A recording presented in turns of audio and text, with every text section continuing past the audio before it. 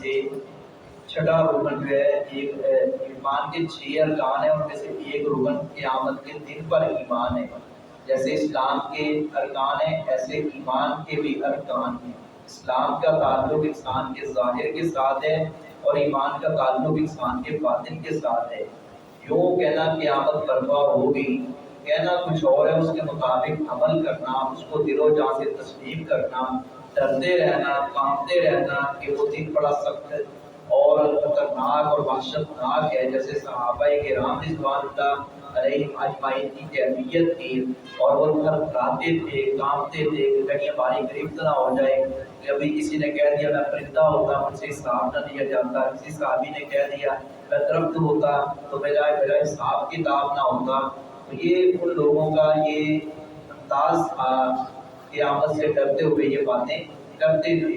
ہمیں بھی چاہیے کہ ہم